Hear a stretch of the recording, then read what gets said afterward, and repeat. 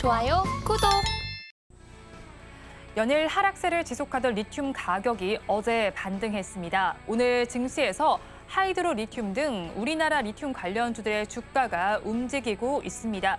리튬 가격 반등이 배터리 소재 가격 상승으로 이어질 것이라는 기대감 속에 2차 전지 소재주들도 함께 움직이고 있습니다. 오늘 관련해서 2차 전지와 리튬 섹터에서 급등세가 관찰되고 있습니다. 자세한 내용 짚어보겠습니다.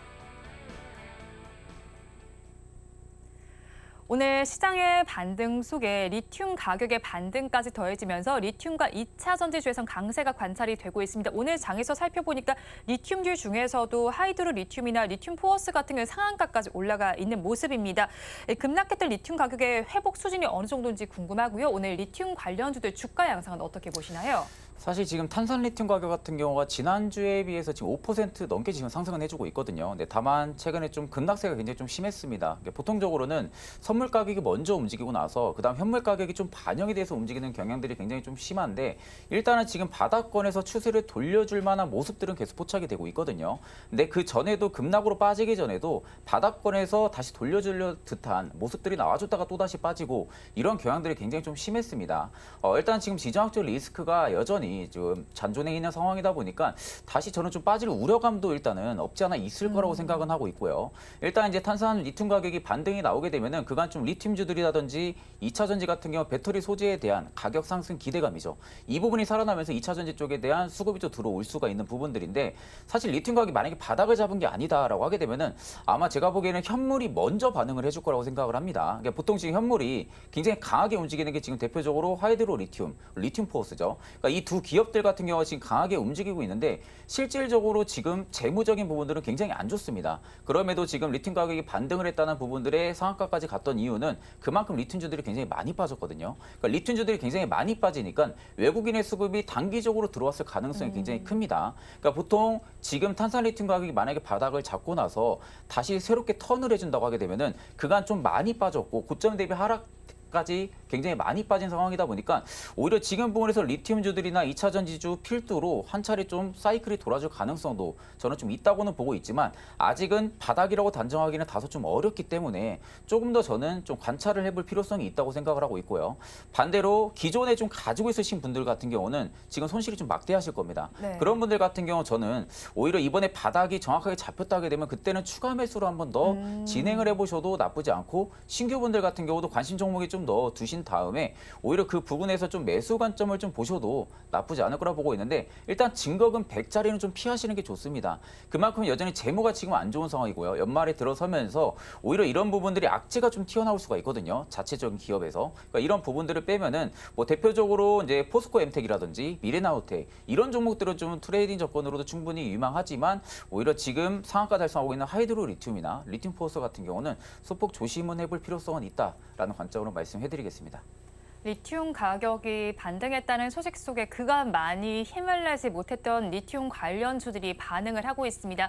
그런데 일부 증권사의 경우에는 리튬 가격 하락을 근거로 해서 2차 전지주 전반의 목표 주가를 하향 조정하기도 했습니다. 그러면 2차 전지주와 리튬 가격을 둘러싼 요인들로 인해서 앞으로 2차 전지주 반등에 좀 힘이 날 수도 있을까요? 사실 지금 2차 전지 같은 경우는 LG 에너지 솔루션이 깜짝 실적을 발표를 했죠. 네. 그래가지고 지금 전년도 동기 대비해 가서 5% 가까이 이상까지도 지금 영업이익률이 지금 나와주고 있다라는 이야기도 나오고 있고 매출액 또 지난 컨센서스에 대비해서는 굉장히 긍정적인 효과가 지금 나온 상황입니다. 그러니까 그러다 보니까 LG 에너지 솔루션이 실적 발표를 함으로써 2차 전지 쪽에 대한 투심이 소폭 개선이 되고 있는 모습들도 일단 지금 시장에서 좀 더해지고 있는 부분들이고요.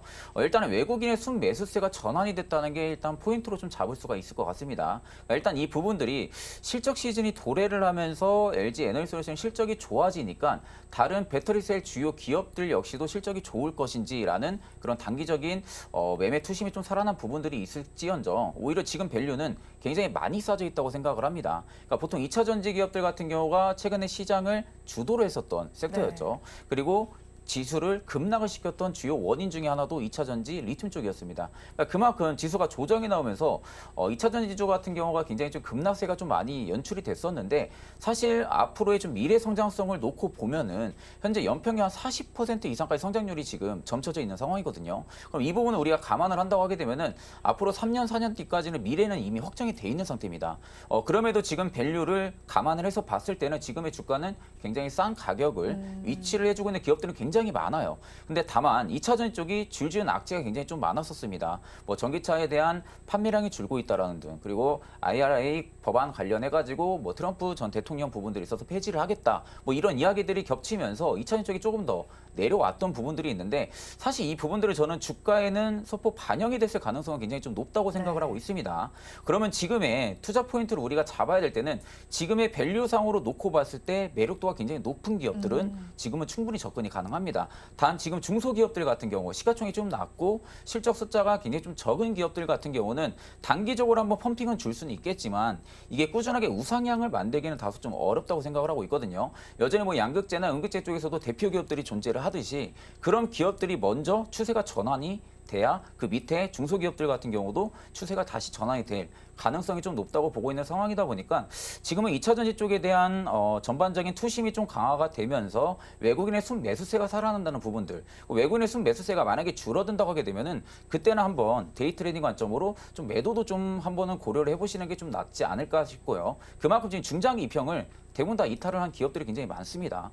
그렇기 때문에 언제 어떻게 악재가 도출이 해서 빠질지는 아무도 모르는 부분들이다 보니까 오늘 지금 탄산리튬 가격이 바닥을 잡았다고 해서 2차 전지 이제부터 시작이다라고 정하고 접근하기는 다소 좀 무리는 있다. 단 미래 성장성을 놓고 본다고 하게 되면은 기업 밸류 가치성으로는 현저히 싼 가격을 많이 유지해주고 있다라는 관점으로 말씀해드리겠습니다. 네, 2차 전주주 지금 시점에서 살펴본다면 밸류 매력도가 있는 시점입니다. 하지만 지금을 무조건 바닥이다라는 관점으로 접근하시기엔 약간 무리가 있을 것 같고요. 지금 시점에서 살펴봤을 때 매력도가 높은 기업 위주로 접근하면 좋겠다는 의견을 주셨습니다. 그렇다면 오늘 시장의 반등 속에서 더욱더 상승세를 높여가고 있는 리튬 관련주를 살펴봐야 할지 아니면 시야를 좀 확장해서 2차 전지 쪽 관련 섹터를 봐야 할지 좀 궁금한데요. 팀장님 의견은 어떠실까요?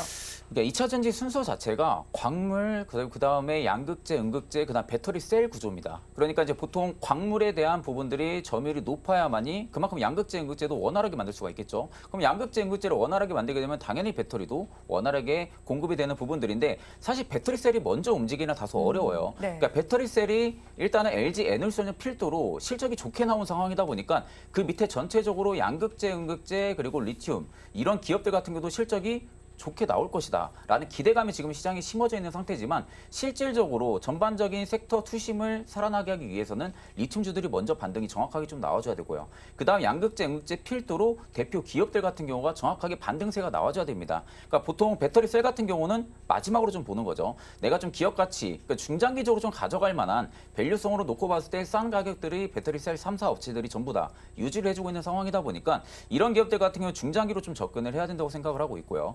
오히려 양극재, 음극재 같은 경우는 에코프로 그룹주라든지 포스코 그룹주들은 굉장히 많이 빠졌어요. 그러니까 지금 어느 정도 멀티플이 하향 조정이 되면서 기업의 가치랑 주가를 환산했을 때 지금 대부분 지금의 평가가 딱 매력적인 평가 구간입니다. 그럼 그만큼 매수 심리를 유발을 시킬 수가 있겠죠. 기관이라든지 외국인들 같은 경우는. 그러면 앞으로 포스코 퓨처엠 쪽이나 에코프로 그룹주들 같은 경우가 정확한 반등세가 나와준다고 고려를 하게 되면은 저는 오히려 지금 시장에서는 양극재 쪽에 좀 접근할 것 같습니다. 그러니까 보통 음극재는 가격이 너무 비싸요. 가격이 너무 비싸고 아직까지 생산 수요가 그렇게 크지가 않습니다. 네. 그러니까 물론 시기적인 면으로 가면 갈수록 분명히 음극재도 모멘텀이 부각이 돼가지고 어느 정도 가치성을 받겠지만 현재로서는 양극재 쪽이 조금 더 점유율이 높은 상황이고 양극재가 음극재보다 조금 더 싼 부분들이 아직은 좀 유지를 해주고 있는 상황이다 보니까 일단 먼저 숫자가 찍힌다고 하게 되면 양극재가 먼저 찍히겠죠. 그럼 양극재 기업들 같은 경우는 최근 주가 조정에 따른 신규분들은 매수 진입이 충분히 가능한 관점이라고 생각을 해드리고 리튬주들 같은 경우가 생각보다 좀 변동성이 심합니다. 네. 보통 이제 선물 가격에 따라서 좀 좌지우지하는데 일전 2차 전지 같은 경우는 리튬 가격이 빠질 때도 올라갔거든요. 그러니까 미래 성장성이 이미 점쳐져 있는 상황이다 보니까 리튬 가격이 빠진다고 해도 2차 전지들은 계속 독보적인 성장성을 보여준 성격들이 시장에서는 존재하고 있는 상황이다 보니까 내가 좀 선물까지 같이 좀 병행을 해서 보기가 좀 까다롭다 하시는 분들 같은 경우는 저는 오히려 지금은 2차 전지 소재 쪽이나 아니면 이제 양극재 쪽에 좀 접근을 하시는 게 맞다라고 생각을 하고, 나는 좀 어느 정도 트레이딩 관점으로 볼 때 시간이 좀 널널하다 하시는 분들은 단기적인 수익은 조금 더 리튬이 빠를 수는 있습니다. 그러니까 그런 관점으로 볼 때는 저는 오히려 양극재, 음극재 쪽에 조금 더 접근해 보시는 게 저는 맞다고 생각을 하고 있습니다.